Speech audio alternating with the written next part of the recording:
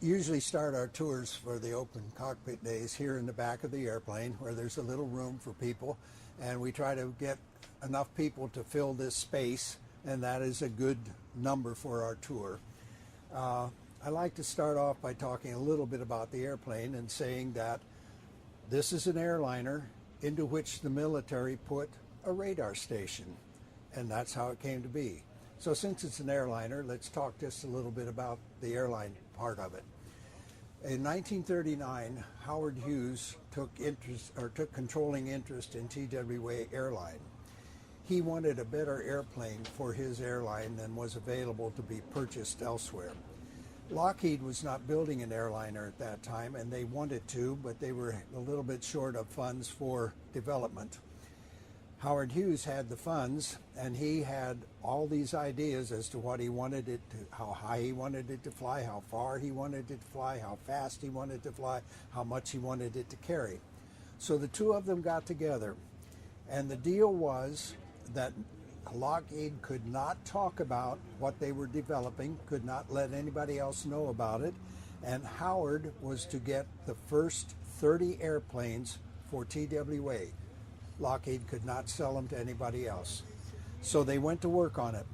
And it took a while for it to develop. And what happened, of course, after 1939, when 1940, 1941, all of a sudden we were in World War II.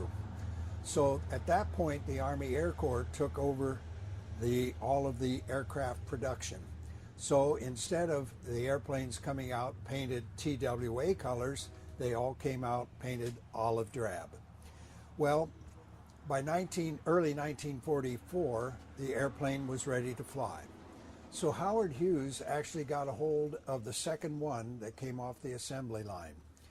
He got in it in Burbank, took it and painted it TWA colors, put in the president of TWA, he flew with him, and they took off for Washington, D.C. so he could present it to the Army Air Corps.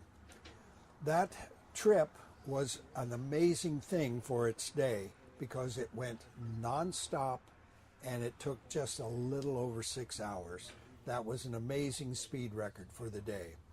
While we're on the subject of speed, the Constellation, a 4-engine airliner, was faster than some of the fighters, the Zeros of the day. So it was quite an achievement that Lockheed did. Well, what's also interesting about that is that the airplane, and I believe that's the airplane, but don't hold me to that, but I think so, wound up at what is today Wright-Patterson Air Force Base. And it was put through a series of flight tests where they wrote the manuals and did all of the things that the military does when they take possession of a new airplane.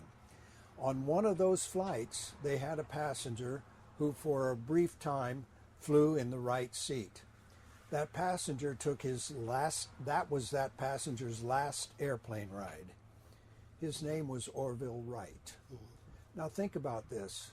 In 1903, Orville was the first man to fly in what amounted to a motorized kite.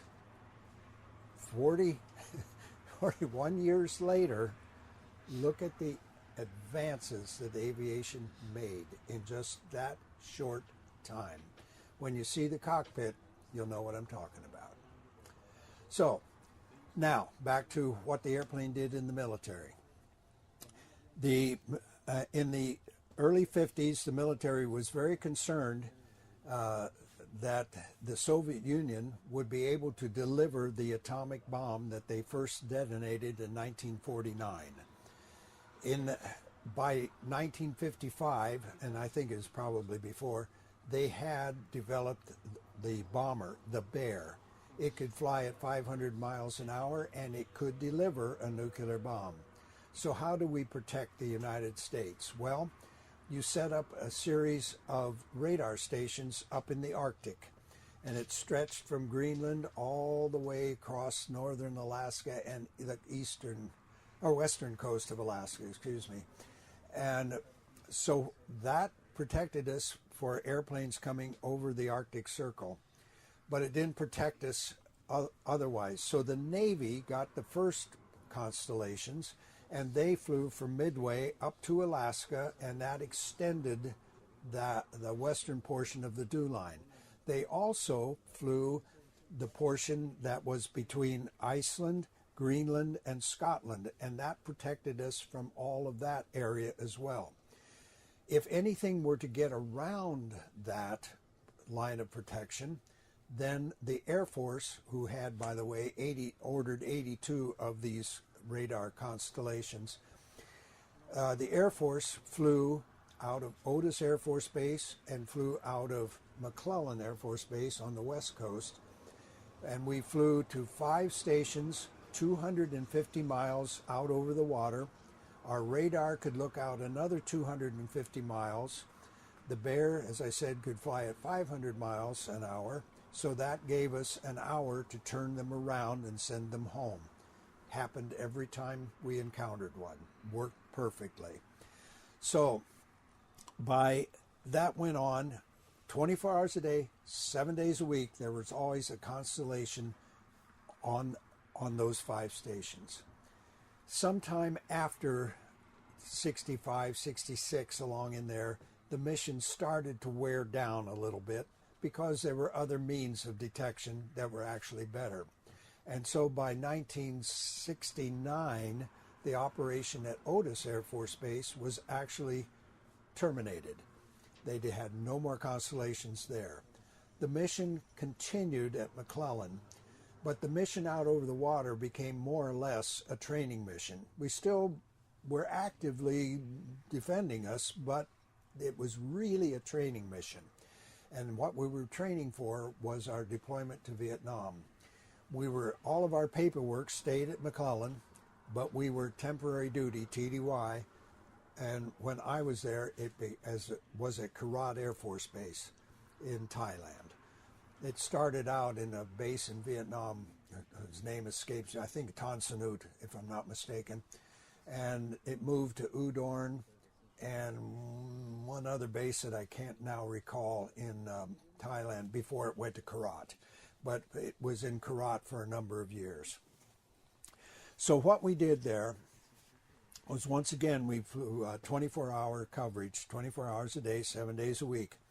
At first, they set up a track in the Gulf of Tonkin, and this was kind of interesting because they sent 2 of these aircraft out there. One orbited at about 10,000 feet, and he was secondary, but the primary aircraft flew at about 100 feet over the water, and they were primary. The reason for that was they could bounce the radar signal off of the ocean surface, and it could cover most of North Vietnam. And so they also were worried about airplanes, MiGs, coming out and shooting them down, so they had a cap of 104s flying above them. So if the 104s couldn't go, or if that airplane that was up at 10,000 feet couldn't go, nobody went. But the mission finally moved from there to Thailand, and then the track was set up north of the Mekong River and actually in Laos. And that's where I became familiar with it. That's where I think it was when I was, well, I know it was when I was there. Okay. But anyway, it's kind of interesting to me what had to take place in order for us to go from a merely surveillance mission to control mission, air traffic control mission. Some of the equipment had to be modified. Our procedures had to be modified. And this is something that took place here in the back that I have very little knowledge of. But my hat's off to the guys that did it, because it was a monumental thing. And the airplane was always being upgraded to help accomplish that mission.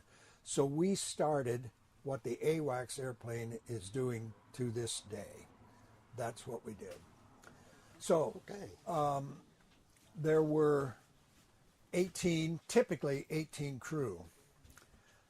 While I'm thinking of that, let's just talk a moment about losses that we had. And I like to especially since we started having our open cockpits on Memorial Day weekend, I incorporated this on Memorial Day.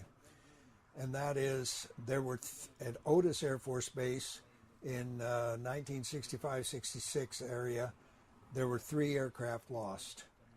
There were 50 people that died in these airplanes looking for the bad guys out over the Atlantic. On the first one that went down, I think there were 3 survivors. On the second one, there were no survivors. And on the last one, there was 1 survivor. So 50 guys are gone because of their out there protecting our homeland. The other one of some note is in 1969, the Navy was flying one of these on the, well, it's kind of hard to explain, I guess on the north side of the Korean Peninsula, up north, up near North Korea, but in international waters. And North Korea saw fit to shoot him down. I cannot explain why, but they carried 31 people on board that aircraft. All of them were lost. 30 of them were Navy, 1 was Marine, and I don't know why there was 1 Marine or why there were more than 18 on board the aircraft, but that's what it was.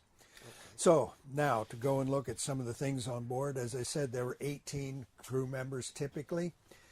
6 were officers. The officers were the pilots, the navigators, and there was an officer in charge of the radar station. Since the airplane could stay up at least 16 hours, you couldn't work for 16 hours straight, so you always had, every position had a backup. And so that's why there were 2 officers back here, 2 navigators, and of course the pilots, when we were on station, the right seat was unoccupied. We just flew off out of the left seat. So, if you're ready, we can come forward a little bit.